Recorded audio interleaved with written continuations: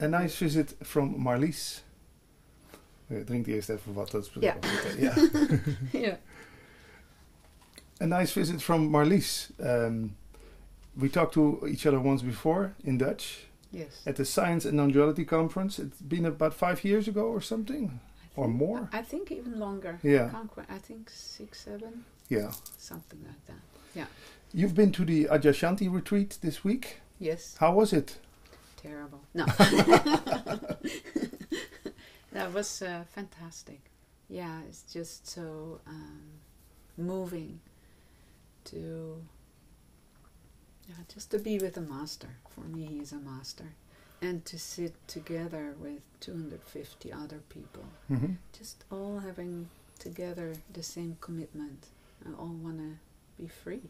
Just be really who we are. Mm-hmm. And to live that. And it was just deeply moving. How everybody just wants to really know themselves and want to go for it. Not just 5 minutes, but really a week together or Mm-hmm. 5 days. And just sitting together in silence. And then there are periods where Adya, of course, holds a talk. And then in the evening there's a possibility to ask questions, and just every question comes just so deep from the heart and so sincere. So it's just deeply moving to be together on the path of truth and love. That's how I see it, and having a master there to help us along the way. What you often see at satsangs is that there are some people who love to philosophize. Huh? Yes. They're going to go like, what about free will? Yes. And you said in your teaching last week that free will doesn't exist, and now you say it does exist. Yeah. Is it like a retreat? Does it go much deeper? Or? Oh, way deeper. Yeah. There was no philosophical questions. No. It just goes right to the heart, and that's also there's such a beautiful container created, and it's also, Adya instigates it, not to philosophize. Mm-hmm. He really talks from his own experience and invites that, and I think we all just pick that up for some reason. And if somebody philosophizes, he just goes immediately underneath it, what's deeper than that. So it's really about real down-to-earth spirituality, I would say, with a big, big heart. And just really asking the real questions and not going up here, but really coming into our own direct experience and explore that and really, really experience it, not in our heads, not the thought about our experience, but to truly, when there's sadness, and to really experience that, and what is deeper than the sadness, to really come to know who we are, and then together. So there's an utmost, in my experience, sincerity in the room, and of course it is the teacher that emanates that, so we follow that and we meet that, and he meets that in us. So there was, and more I feel overall people are more and more going with the elevator down into their bodies and coming more and more here, and realize that transcending everything and philosophizing, it's not really it, You stay at the upper level. Yes. When you do that. You don't really live, It's kind of limited up here. It's kind of gets a little boring here. Yeah. And when you really bring it in the body and live this, and then learn to steep even more in what it is that brings everything forth, then to allow that to be your orienting principle to live from and as a whole body, and not like a half-baked something, but a fully baked emanation of who we really are. Yeah. And do people leave? Does any? I can imagine after a few days I would go nuts. Yeah. I think people do go nuts. And actually, I had not this retreat. I went, in the spring. Actually, I was at a retreat with Adya, and I've been meditating for a long time, and I can truly say I can be deeply, deeply still. But at that retreat, something was so deeply touched that just the first 4 days of that retreat, I felt there was like an utmost insanity was going on. It was like a machinery of thoughts, and mostly when thoughts just happen. But they drove me absolutely bananas. And then I think it was was a 7-day retreat. I think the 5th day, in middle of meditation, it's like, fuck this. I'm just gonna go to my room. I'm done. Yeah. I'm just done with this. It felt like an onslaught. I've never done this in all these 30 years. And I just left the room. I said, I'm done. I just go to bed. Put literally the covers over me, and I fell asleep. And it was just so freeing. And then after that, something let go. I don't even know what. And a deeper silence was there. I'm sure people had this retreat too. But the beauty is, there's such a strong container. You know that there are other people wrestling too. With the same. With the same. You're sitting with your mind. And yes, we all pretend we're sitting in the deepest silence. That is here too, and that is there. And because the holding and the spaciousness and the silence is so deep, that also gives the opportunity that anything that's not free, that can come to the surface. Yeah. And so that happens, and that's what you hear also in the questions in the evening when people ask their question. You can feel, everybody's struggle and beauty and revelations, and so it's very rich and potent and alive. And what happens on the last day? Adja told me something that then everybody starts cheering and dancing, or how does it work? Like we're free. We're free. The last day, no, it's just in the morning. You start with meditation, and then there's a morning talk and questions. But you can feel on the last day, you can feel all that form is coming to an end. So there's a certain potency in the air, and I can always feel a certain kind of vulnerability and emotion, because I can feel everybody is so touched. To me, I feel so fortunate to be sitting with a master. For me, he's a master, same as my first guru. When I was sitting with him, I felt also I was sitting with a master, and just having that luck to sit with someone that walked the path before us and is still walking the path and showing that, and is real and vulnerable and shows up, that's a huge invitation. So I feel at the closing, I think everybody kind of comes in a deeper way aware how we're all touched, and meeting that deepest longing and ache in all ourselves. We all want to be free. We all want to live as our true nature, in daily life, and to have the good fortune to do this all together. 250 people in one room, just having the same commitment. That's to strong. Show up. Yeah. That's huge. Yeah. And that in itself is, I think, is the most beautiful celebration, because then we all go home and have the opportunity to live that in our daily lives. And as Adja says, he says, then the real retreat starts, It's not here, it's kind of easy in a way, because everything is provided, our food, and the bells ring when we need to sit down and get up, and etc. And we have a teacher there, and then when we go out, and life is our teacher, and still I can always feel the containers still there. We're all being held, and we take that with us. But that to me is a celebration. Who was your first guru? Osho. Of course. Yes. Have you seen, I talked with Adja about the Wild Wild Country documentary. Yes. You have seen it also, I guess. Absolutely. What was your impression? Is that the real story told there? It's hard to say. I think it is a fragment of the whole story. I was never myself at Rajneeshpuram, but I think what was not very clearly shown in that documentary is that it was a huge experiment. And all the people I know that were there, it was the most amazing experience in their lives. Out of the desert, you create a whole city. And they were worshipping, they were working 16 hours a day. And there was just a core group around Sheila that made decisions. And, it's hard to tell how much Osho was involved in that or not, or if it's just Sheila, or just Osho or both, I don't know. I have no idea. But I do know that was a core group, and I feel that was very much shown in the documentary. Yeah. And not really around like the deep happiness and how people were touched and how they had given their lives and How they work together. how they worked together. You know, it was an incredible creation. Yeah. And he was a master too, just a very different master. And yes, were mistakes made? Absolutely. Absolutely. But there was a lot of things I didn't see in that documentary, and you know, it was just an hour, right? No, it was 5 times an hour.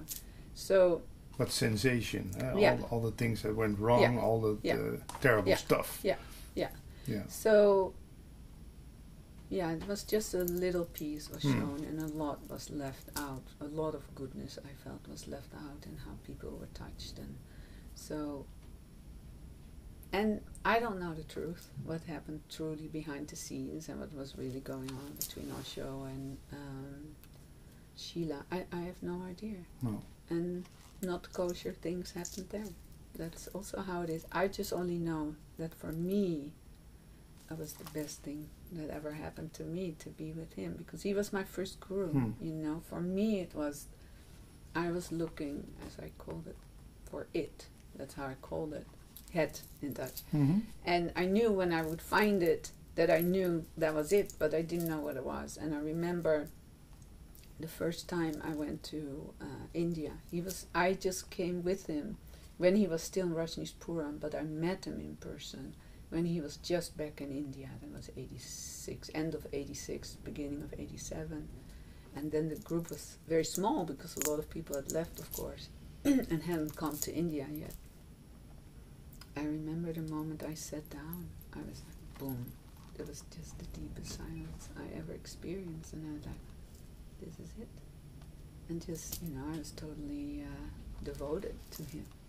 And for me, it was just super fantastic what happened there for me. So much healing, and felt so held, and meditation was taught to me. So for me, it was all good. I knew behind the scenes some other things happened, but I was totally, how do you say that, engulfed in the goodness of it.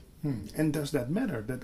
I always think that people always focus, media always focuses on the things around, but look at the loving message this man or this woman is bringing. Yeah.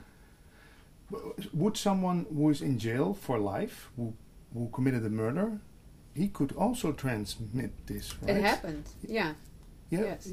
There are stories. There are well, I don't know if you want to say transmits this, but you have people, of course, when you're putting in jail for life, you have people that do change. Yeah. And people that do wake up to their true nature also, and change other people in the prison system. Yeah. So it happens everywhere. You know, it's a fine line, because obviously in these times a lot of spiritual teachers, and in all religions, you know, from Zen to Christianity Buddhism. to whatever, Buddhism, there's a lot of abuse stuff coming up. Yeah, that's the right word to put it really simple. So that's important, that all the stuff that was shoved under the carpet is now coming outside, because a lot of people are also being harmed, because the spiritual teacher abuses other people, because they have a tremendous amount of power, you know, and if it's not used correctly, it can harm a lot of people too. So it's delicate.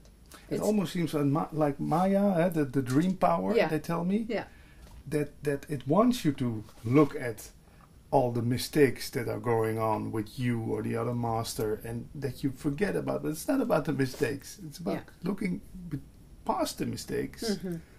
Well, it's also interesting what it is that mistakes happen.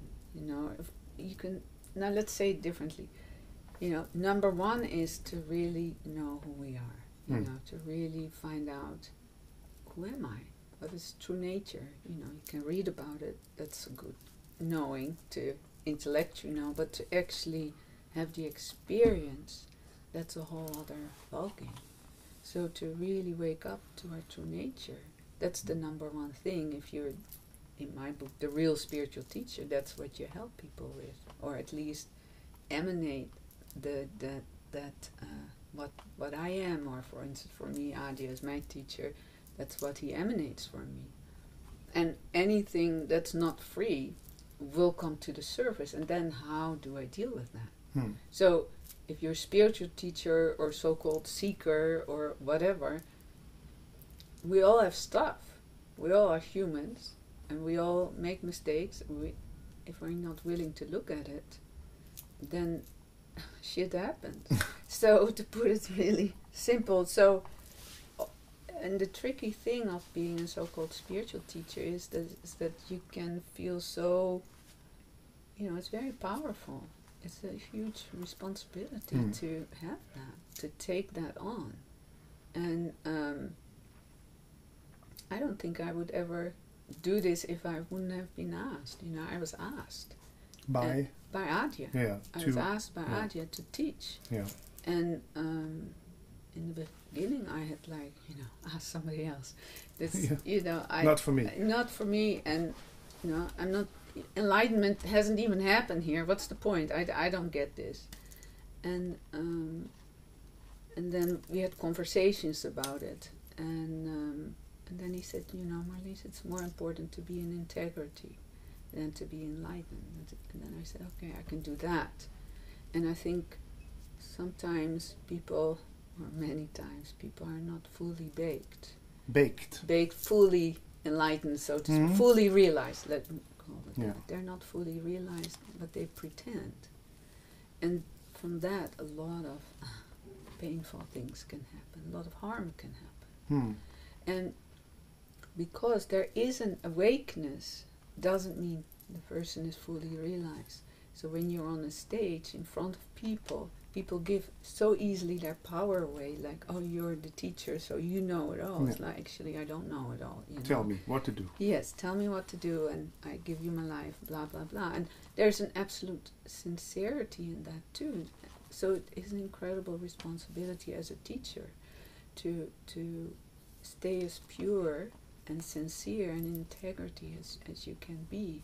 But when you're sitting there and that all is given to you, I can understand that somebody is like, well, perhaps one time will be fine when, I abuse my power. It's not even that you think I abuse my power, and then it's like, oh, that was actually not that bad. And then it continues.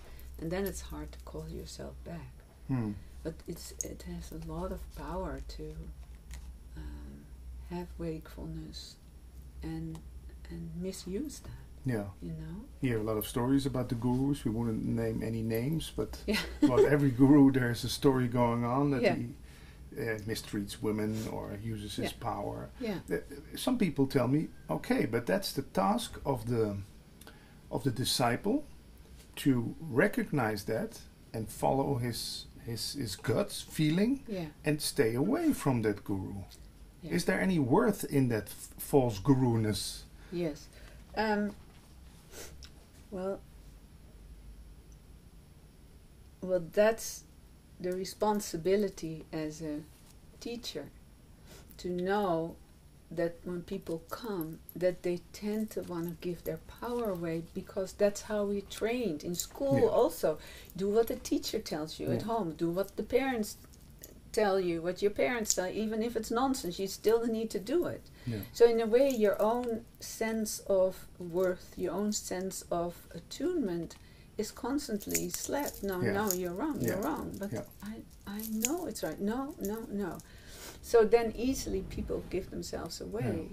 And so as a teacher, it's like constantly, it takes a lot to say, people come to me also and they say, can you be my teacher? And then it's like the next question, what should I do? Tell me how to live. Yeah, but also, what should I do? What I'm supposed to do? Well, you're nothing supposed to do. Follow your heart. And but there's also something in people. We all want to be free, but it's also nice when somebody else does part of our lives. Well, this part I'd rather not live. Could you do that for me? Then I do the rest. So it's huge, and What is also interesting in people that have been harmed, so-called, by the teacher, of course they're part of it. You know, it takes two. And always, I would say, with all the people that I worked with, they came to me that felt harmed by their teacher or will cast it out of the commune or whatever it is. They all, when I asked them at some point, well, was there anywhere inside you a sense that you knew this is wrong, or should I follow this? And they all say yes. Something in me knew, but I didn't trust it because I trusted him or her more. So in that way, after that, so they heal, and then they know I really need to trust this here and not out there. So you could call this a teaching that being misused. It is in a way teaching, and still as a teacher, for me it's important that that's not how I start. Yeah. You know, in Tibetan Buddhism, they say, at least one of the teachers that I know in Tibetan Buddhism said to me, like, you know, we in Tibetan Buddhism, we say, take 7, 8, 9 years to check out a teacher if he's really right, if you can trust him. You know, basically trust yourself to trust him or her. But, you know, don't immediately just go for this one and follow them blindly.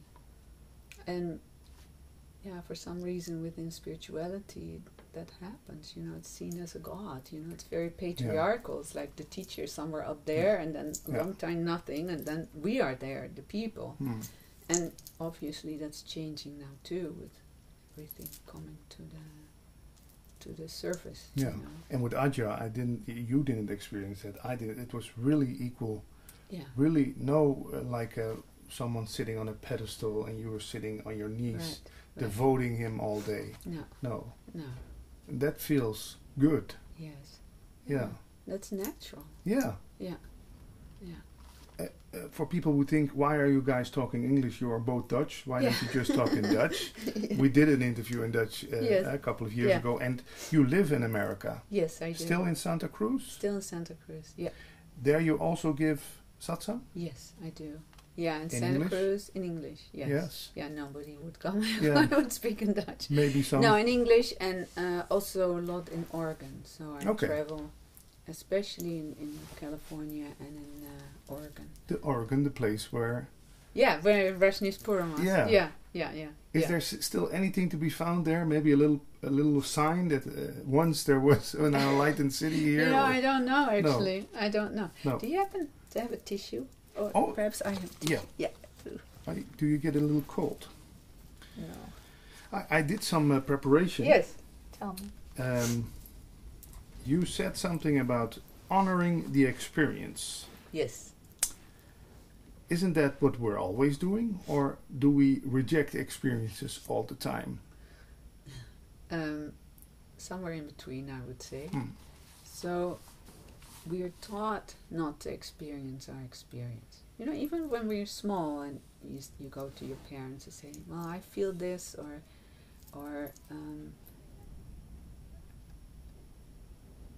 not an example comes immediately, but I notice when people come to me, they say, I'm depressed. You know, there's an interpretation of an experience. So I say, well, that's kind of a label of something, especially the word depressed is so overused. What does it mean? Well, when you go in your body, what's the sensation? What's the experience? Well, there's sadness. Very sad. So can sad be here? Depressed is the whole idea about what this all is. No, it's sad. There's just sadness here. So can that be experienced? Can we just have the space here to let sad be sad? And often when we can just let sad be sad, it's being experienced, then often it just can relax. Or the sadness can inform me like, oh, I'm actually really sad about whatever, my mom just died, or my dog died, or I'm just sad I didn't get that job, or that's so human. It's just sad. So no labeling. No labeling is not necessary. You could label. You could label. Yeah. But it is first of all to really make the space to actually experience what is here, sense what is here. And most of the time we don't take time for that. We go in our heads and make interpretations and think that that's what's going on. Yeah. Yeah. Is that the I principle that always tries to own experiences? I am depressed, I am sad, I am happy, I am horny, whatever. Yeah. And the feeling is the nice part or the bad part, whatever you want to call it. Yeah. But the I takes credit for it or wants to do something with it. Absolutely. And it's very different when you just say, sadness is here, pain is here, pleasure is here, whatever it is.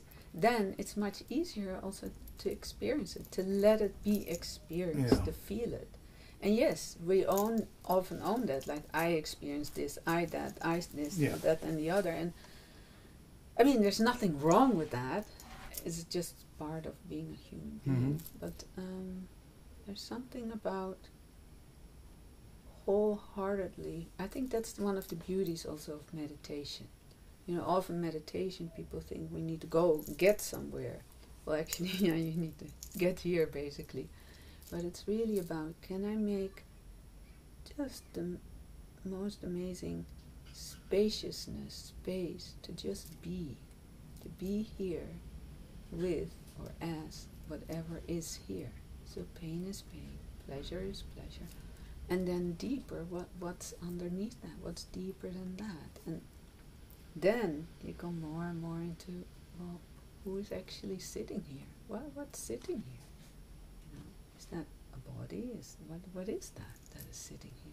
And that's the beauty, that the more and more, and as retreat also, together there we are sitting in the space to really find out who and what we are, who and what is sitting here, who and what is being breathed here. What is this? What is this? Because life is a funny thing, we get born and then we live and then we die. I mean, what's the point of that? Yeah. So then what truly remains?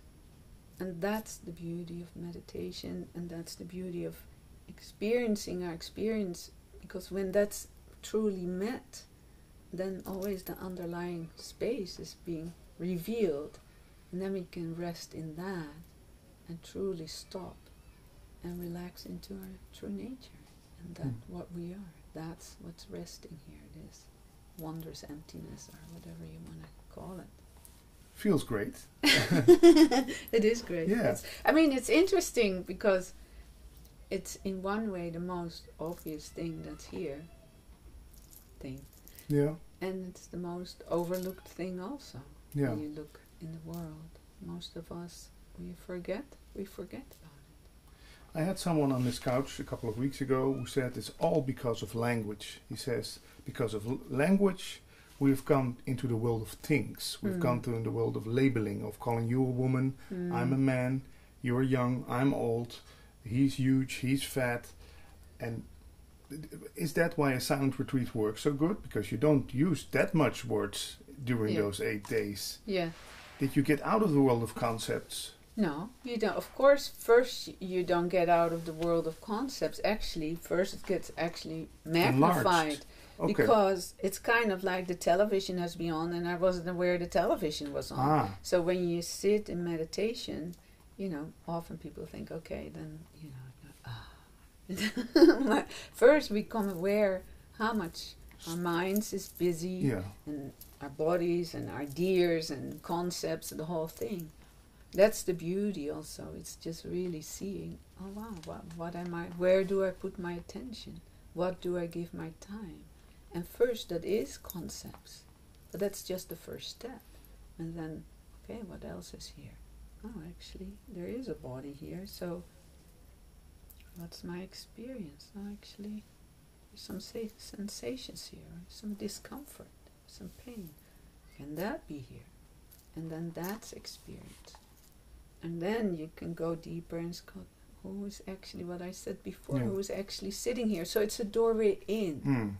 Yeah, everything is a doorway in. Like nothing rejected. Nothing rejected. Nothing wrong also. Nothing wrong. Just everything is what it is. We're taught, the comparing mind, there's right and there's wrong. And there's good and there's bad, and dark and light. You know, that's just part of duality. Living. And that's just how it is. There's nothing wrong with duality. It's just not the whole story. Well, what is it about that word non-duality that makes it so fascinating for you? For me, you know, it's funny. I don't really use that word that much. No, for me, everything is her. That's how I call it. Her, H, capital H, E-R. And it's not necessarily female and not necessarily male. Is for me, that was my experience. I was sitting, and at some point I was just kind of shot into the universe. That's how it felt. I was completely gone, and I was just absolutely nothing. And then I came back, and I felt I was kind of the heartbeat of the universe. And then, you know, everything came back, thoughts and feelings and everything. And then what came to me was, it's her. I didn't think about that. But the experience informed me it was her. And it was also clearly her is not she, you know, female or male. It's like, that's to me is the orienting principle, the wondrous emptiness. That for me is labeled as her. And from there, everything comes and everything goes. And that's the ground of all. That's just it, you could say. And there's no thoughts to it, no feelings, no nothing. It's just, if I would point to it, her would point to it. Yeah. And so, I can't remember what your question was, but non-duality. Why that word is so fascinating? Yeah. So for me, her is non-duality. It's your pointer. It is my pointer. Yeah. And non-duality. It's really, we are in that world of duality. Yeah, even here, you're male, female. You know, that's already. But it can only happen because we have the space here. There's male and female in that. But what we truly are is neither male nor female. And still we live here in a female body, you in a male body. So it's all inclusive. And that's what I feel with her. It's all. It's everything. And there's no part of the universe that's not her. There's no part of the universe that's not empty, you could say. And that's what brings forth life. And that's where life goes back into. So her. Her. Could we call her Marlies? No. No. Marlies is part of her. Marlies is her too. Yeah. You're her too. Okay, Patrick, Marlies. It's just a word, you know. Yeah. Yeah. Just a pointer. We talked about your teachers. Are there any myths about enlightenment? There sure are. You know, there are people who tell that everything is glowing. I don't know if that's your experience. What is that with the word enlightenment? It's like a pot of gold we're searching for. Yes. Well, I know I had my ideas, and I wouldn't call myself enlightened, so I can only speak from my own experience in that way, is that I remember in the beginning on the path, I had this idea when I would be completely free, I would have, no pain, no problems. Always joyful. Always joyful. And, things like that. And I know that's definitely not true, if in my experience, but, I'm not fully realized, enlightened, or whatever you want to call it. But I can see it in being with Adya. He has discomfort, and I notice different things. And you still can get upset or angry. Yeah, everything on the screen is just, as far as I can see, I notice in myself there's not so much attachment anymore to what is. And for me, one thing that was very freeing at this retreat is that at some point, I hadn't asked a question, go to the mic and ask a question to Adya for years. I can't even remember how long. Long time, I think 12, 13, perhaps 14 years, I can't remember. But also it was interesting because I was asked to be a teacher very early on. Of course, there was a lot of conditioning in me, like, I need to be a certain way, to be a teacher. That I don't have anymore. But there was still something left in me that was, when I go to the mic, I need to ask a very smart question and be really good. And because he asked me to teach, so I better know everything. Well, obviously, I don't know everything. But I just felt so moved to go to the mic. And when I shared whatever I shared, I didn't even have a question. And I came back to my seat, and I don't even know exactly. Yeah, partly I know what I said. And I was sitting down. It's like I felt like this last part of me that had made myself separate because, I play a teacher role in my work, that had separated herself on, oh yeah, I cannot ask a question because, for shame, or perhaps I'm not good enough, whatever. And I was so freed up when I was sitting down. It's like, oh wow, it was not a particularly smart question what I said. Whatever I said was not even that good. I didn't even care. I felt like, I did something like a lasting poof, just poofed away. Yeah. And it was so freeing. And so that was, for me, you could say, a myth or some freedom that left me by just showing up in that way. And I knew that needed to happen, but I only really knew it when I came back and sat down. It's like, oh yeah, that really needed to happen. Now it's done. Yeah. It's done. Finished. Yeah. Yeah. So it's not about being perfect all the time, not about making no mistakes, having no fights, sleeping well every day. No, it's just about being human. I think what helped me a lot, I had an illness for a long time, and kidney disease I was born with. And so for a long time I went downhill, and I was on dialysis. And then about almost 2 years ago I had a kidney transplant. But my own kidneys had grown really big, 2.5 kilos each. Wow. So I had a really big belly. So I looked pregnant. I felt also pregnant with myself. And so it was a huge surgery, cut open, all the intestines out, kidneys taken out. Both kidneys? Both kidneys taken out, and then a new kidney transplant in. That's why I'm sitting here. Wow. And but what was for me so freeing is, I get medication. I never take Western medication, only herbs. So it was huge. Everything changed after that, like my whole life. And so I got certain medication, and some medication, I could feel how my mind was being manipulated. And I was, it's not that I never can be angry. I can be angry, I can be irritated, everything, the whole thing. But everything was magnified. And after the surgery, being cut open and being in such pain, just pain that at some point, and there was a mistake made with pain medication. I had so much pain that at some point I had just put me in a plastic bag on the side of the road. I don't even care anymore. That was kind of freeing, to have so much pain. I didn't have the capacity anymore to be with it. But when I came home, there was just so much anger and irritation and rage in me. And it just all came out, and I have, of course, done that, especially when you've been with Osho and all these groups and everything. But then it's very organized, right? And here it was just so freeing to, in one way, be deeply still inside through the whole thing, and simultaneously be completely insane in this insane, and it felt like really manipulated by these pills.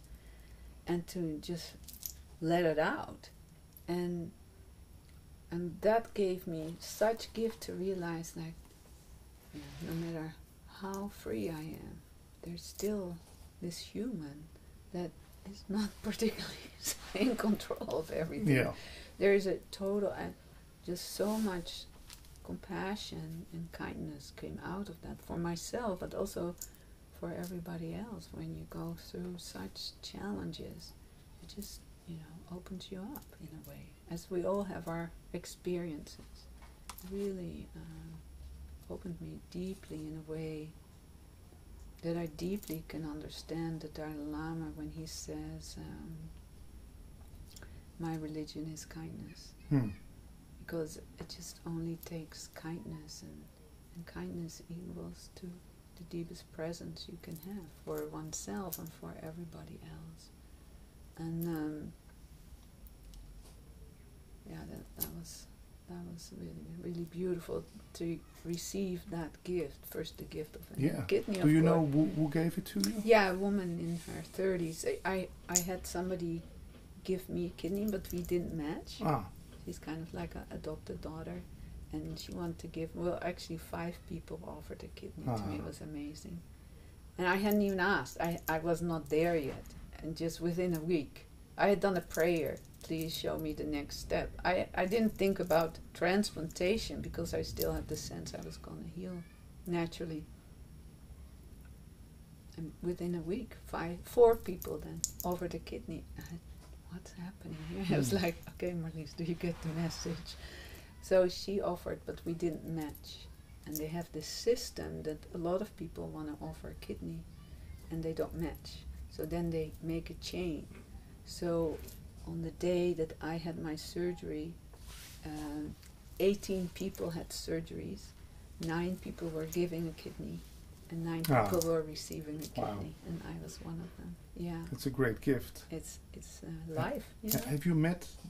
No, I haven't met her. No. Yeah. And that's a great act of love, giving an organ it's to amazing. someone. It's amazing. But you know, my adopted daughter, so to speak, who wanted to give a kidney to me, and she told me, and I said, well, let's talk about this. You know, it's not like buying a cookie. She said, Marlies, I just know that I want to do this, and we don't need to talk about it. I said, well, I think we do. She said, no. Discussion closed. Oh. I said, okay, that's it then. Yeah. So some people, yes, it is an act of love, but she also knew that that's what she needed to do. So I think only when you're so clear you can do that. Otherwise, you cannot. But it's incomprehensible. You know? Yeah. It's incredible. You once said that love meets love. Yes. Is that also now the case? Is that always the case, or is it only the case when someone gives someone a kidney that love meets love? Well, here, right now, love meets love. Yeah. So it's not that we're always awake to it, or even, you know, if I look in the camera, love meets love. It's like we all are that love. And the more awake we are to that, then for sure love comes from here, meets love.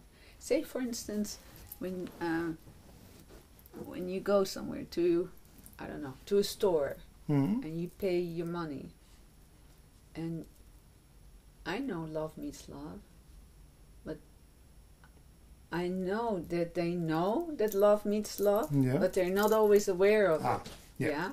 But what often you can notice, it's something really sweet to almost like play with. It's like truly any moment when we can to live as what we are. But then to notice, like, you know, we have an impact on each other. But let's say the store example. Love meets love. Really, when it comes from here truly, then the other will either feel it consciously or not. But it will always affect the next customer. Yeah. So same as hate meets hate. When I put out hate, that other person is affected by that, and that will also affect the other person. So the more we all are resting as our true nature, which is love, which has, you know, has many qualities, but let's call it love, that will touch all beings.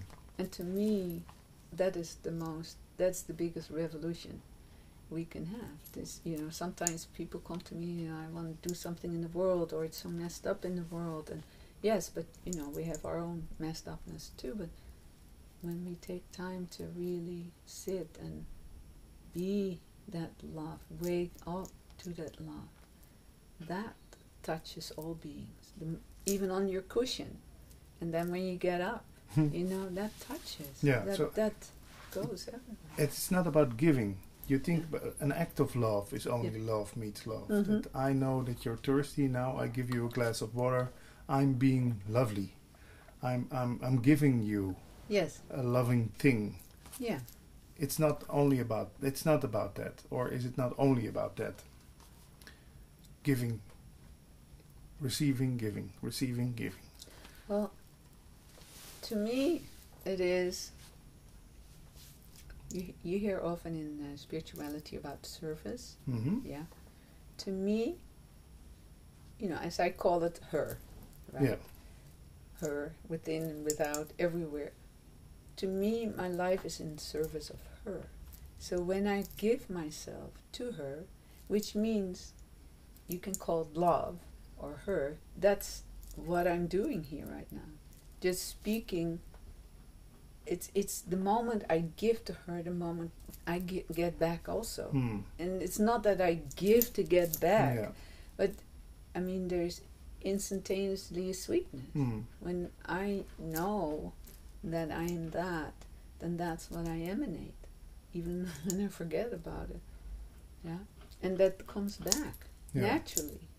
If I just get really angry and pissed off at you, then that comes back to me. So that's why it's, to me, also the highest teachings, to resting as her, or resting as true nature, or resting as that. That is the highest teaching, the highest practice, when we can truly rest at all times, at all situations, as that, as her, or whatever label you want to give it. Then that touches all beings. We all transmit the whole time. It's just nice to transmit that what we truly are at all times. And someone as President Trump, what is he transmitting? That's a good question. Is that also love meeting love? You could, if I look in his eyes, I see a certain kind of, I don't know what I see, but I see something in him. Yeah. That he doesn't mean it as bad as he says it. Yeah, could be, could be. That's what I see. Yeah. I was just talking with somebody also about Trump. There's a lot of projections, of course, on him, left and right, and how terrible he is. And yes, he takes. Or how great he is. Or how great he is. So he takes a lot of actions, and some actions bring a lot of harm, and some actions don't bring harm. In the origin, he is true nature as much as you are, as I am. We all made out of that. Yeah, nothing excluded. Nothing excluded. That's all there is. And when we really get that, that's very, very helpful. And doesn't mean we need to condone it, everything, what he thinks. And he has a certain, psychological makeup, as we all have. And if you're not awake to that, then that comes in the foreground, and that covers, overshadows your true nature. Yeah. So I think that's what's happening a lot with him, and I think a lot of the decisions are not very beautiful, are harmful. But he's not the only one, he's kind of the face of a whole nation, half of a nation. Let's call it, whatever you want to call it. But originally he is. But it's the same as a spiritual teacher. When somebody's really purified and really pure, so to speak, then he will bring a pure transmission. If it's covered up, then that cover up will also be transmitted. So that's what he transmits. Yeah, it's the taste, it's the flavor that he brings to it. Yeah. Could we, if we start praying for Trump, would he change, you think? Oh, I'm sure he will be affected. Any prayer is powerful. Any prayer. Yeah? Yeah. And would I pray to her then? Or who do I pray to? Or don't I pray to anything or anything? It's really what truly, a true prayer is very sincere. Yeah. And sometimes not so long ago I was in Italy with a friend, and we were at a part of Tuscany in the south, where a lot of goddess temples are of Isis and Mary Magdalene. And so I was sitting on an Isis temple on top of it. It was amazing. It was a view, 360 degrees, around us. And I was just sitting there. And all of a sudden I was taken in prayer. And I was praying very strongly. I wasn't even thinking about these two people. I was praying very, very strongly for these two people. Very intensely, and then boom, it was done. So I had nothing to do with that, kind of consciousness used me, or she used me. So that's one way of prayer. And then there is, sitting and then sincerely praying for Trump, whatever that is. I wish you well, or I hope you stop being president, whatever it is. Yeah. But to me, a true prayer is when it comes from the heart, and please help this person. And then life will figure out what that looks like. Prayers are very powerful. When I was, receiving that surgery, so many people were praying. I could feel it. I was lifted out of my bed, basically. I was rolled into that surgery room. I felt I was rolled into the light, literally into the light. And the doctor that the surgeon, was important to have a surgeon that you really feel good with. I felt he was an angel. And he was the most ordinary guy, but he had something. To me, that's because of all the prayers and all the help. And, when we really put deep intention, if it's in a prayer or in our lives, universe support us, And does it also work the other way around? I sometimes put out a tweet on Twitter, yes, which is a little hateful to someone or something. Yeah. And I don't know if I imagine it, but I can feel in the evening that there's something nagging and coming at me, that people are talking about it or bad-mouthing about it. So it also works the other way around. Absolutely. If I do something hateful, it goes like a boomerang back in my face. Yeah, and that's with everything. That's what you serve. When when you serve the wholeness, you get back wholeness. It's not two. As you give and receive, it's one and the same thing. And it's so beautiful where we had the retreat with Adia. It was in the forest. Trees are just the biggest teachers. They're the moment you sit there with a tree, you just know you're the same as the tree. What really means silence. Silence. It's one and the same. Her, whatever you call it. It's one. It's one. Here, one. Yeah. Even though two bodies, many bodies, but there's only one. The lights are many, the lamp is one. Oh, I haven't heard that one. I like that. Yeah. I heard it somewhere. Yeah. Yeah. So whatever we emanate, it comes back. It's just how the universe works. You somewhere say you're being pierced. And I was thinking about my girlfriend who has a lot of piercings in her in her ear and in her nose, and it's not that kind of piercing, I guess. Yeah. No, it isn't. I just love that word.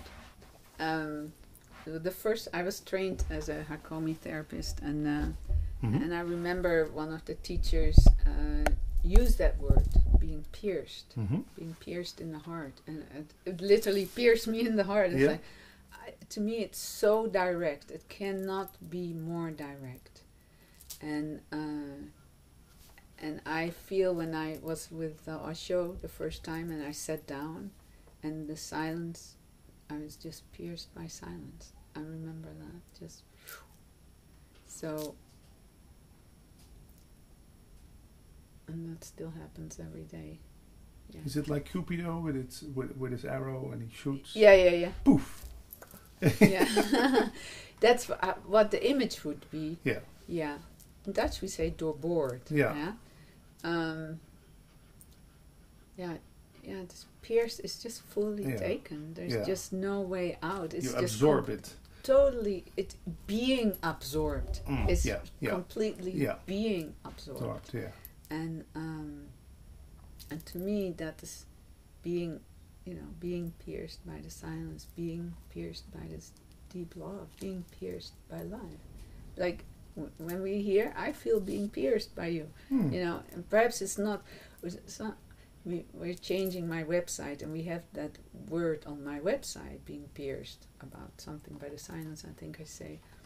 And some of my editors said, well, perhaps it's better to say to be what did they use the word, paraded or something, and I said, oh really, is that better?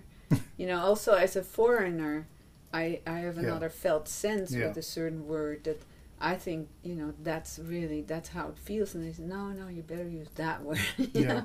So, but to me, when I sit and meditate, or I live the so-called spiritual life, which is life, is to be completely pierced and taken by the truth of my being. It's like, it has nothing to do with Marlies. Marlies is completely taken. It's not my life. It's I'm in service of everything of that life, and that to me is being completely pierced, door bored. And it's not only with people, so it's also with trees, but also with like a cushion, or is everything pierced with that vibration? Yes, feel, look.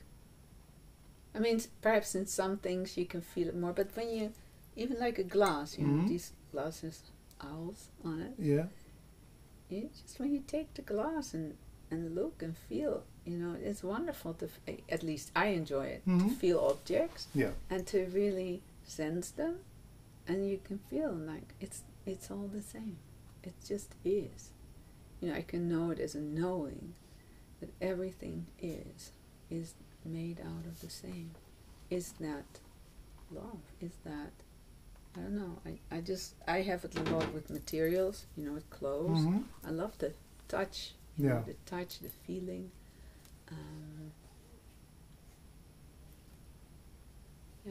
I once heard that Shakespeare said, beauty is love showing itself. So, so if we see things, we love them. Oh, the beauty of it. But it's that same thing you're talking about. Yeah. You feel that connection. It is a connection, and it's just life. It's alive. Everything is alive. It's not only between two people or between a tree, but to me, the glass is alive. A glass or my car also is very alive. Has a gender, and I don't feel I invented. It just comes to me. Yeah. It's announced, spoken, whispered in my ears. To me, everything is alive. There's nothing that's not alive. And to me, that is the emanation of her, emanation of the wondrous emptiness. Everything is alive. And also, science shows it, when they really research it, this body or this form, it has those things. It is alive. Flying around. Yeah. So it's vibrating all the time. Vibrating. So it's like form is emptiness, and emptiness is form, right? Yeah. Yeah. We have to say goodbye to the people who are watching this on YouTube, but we're going to still, if you like it, talk a little bit for the audio version of this. Yeah. It's you can find the link under the YouTube video, because the card for YouTube is almost full. So maybe we can tell the people in 1 minute. You're coming often to Holland to do satsang? Oh yeah, I'm actually August 29. I give a satsang in Amsterdam, 7 o'clock in de Ruimte on the Weesperzijde. And August 31st will be a one-day retreat, also in de Ruimte in Amsterdam. Saturday. Yeah. And then September 14, Saturday is a day for women only, also in de Ruimte in Amsterdam. Amsterdam, okay. Yeah. So you can find on my website, marliescocheret.com. Thanks. Thank you for reminding. I always forget that stuff. It could be handy. I'm going to close this one. Thanks for watching. Yeah.